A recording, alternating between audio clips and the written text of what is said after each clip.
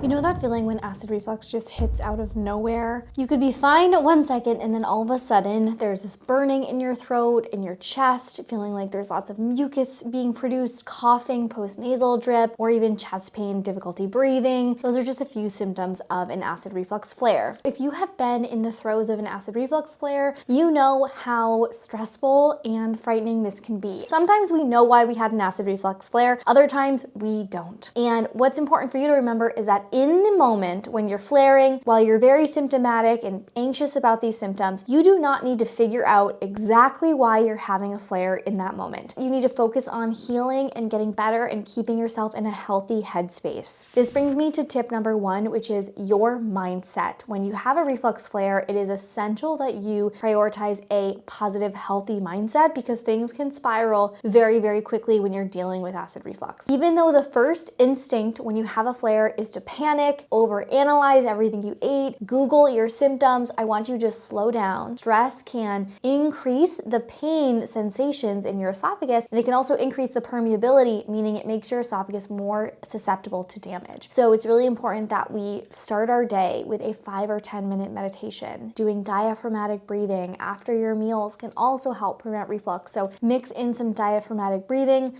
around your meal times. When you are feeling anxious, when you get an anxious thought, I want you to think about 3 true things to help ground yourself in the moment. So when you get an anxious thought, 3 true things could be, this will pass, I'm doing everything I can, I know I will feel better again, things like that. When you're in a reflux flare, we do want to choose some reflux-friendly alkaline foods to help reduce inflammation and prevent further irritation. You would avoid the reflux trigger foods such as tomatoes, citrus, fruits, carbonation, alcohol, caffeine. If you're in a reflux flare, your body might need a break from coffee because it is very acidic and caffeinated, which can loosen the lower esophageal sphincter muscle and allow more reflux to pass through. Sticking with good complex carbohydrates like potatoes, rice, sweet potato, quinoa, and good lean proteins like chicken, salmon, shrimp, tofu, and alkaline veggies like broccoli, asparagus, bok choy, zucchini. This doesn't mean you'll never have these foods again. I really want to emphasize that. It just means your body may need a little bit of a break. The third tip I want to share with you is a supplement that I think is the best type of supplement if you have reflux, and this is alginate therapy. So alginates are literally algae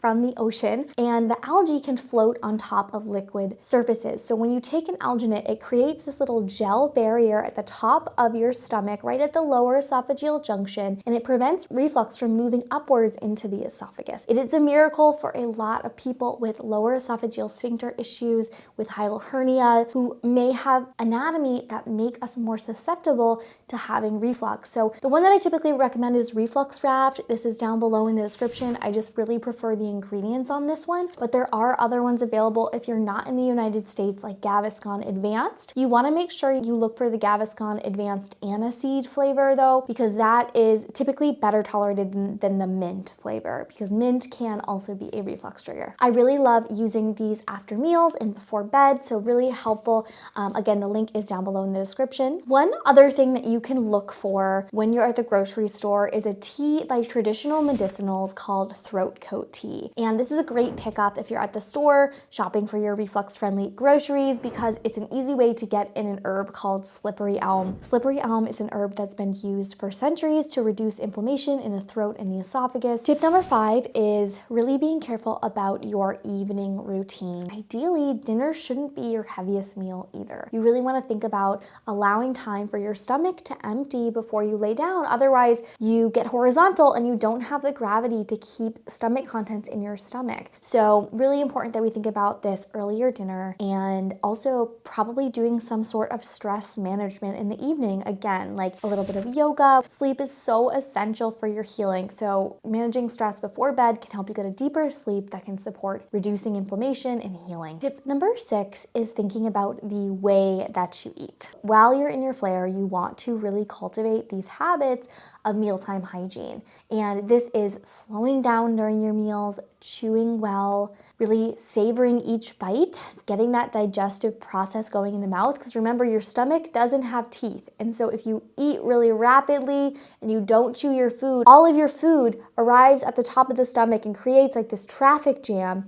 And your stomach has a very difficult time breaking down this large volume of food that was sort of just thrown into the stomach. And when the stomach contracts in the upper portion, if you ate really quickly and all your food is in the upper portion, your stomach's going to contract and some of the food is going to move upward. So you want to slow your meal speed down. When you're weaning off of a PPI, sometimes you can have an increase in acid production and it can feel uncomfortable temporarily. You can feel more heartburn, you could feel a little bit of warmth or burning in your stomach, and utilizing calcium can actually help to neutralize this increase in hydrochloric acid that your stomach is producing. So there are certain supplements on the market, like there's one called Wonder Belly. Wonder Belly is like a healthier Tums alternative that is calcium carbonate that doesn't have any dyes in it, so you could check out Wonder Belly. Another thing that is sort of similar but different is using fortified almond milk. So fortified almond milk from the brands in the US are called like Silk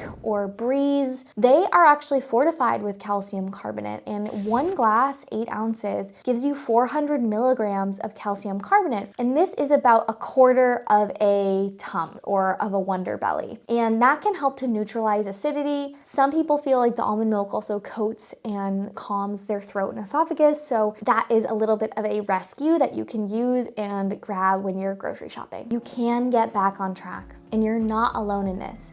Take a deep breath, take things step by step, and trust that your body is healing.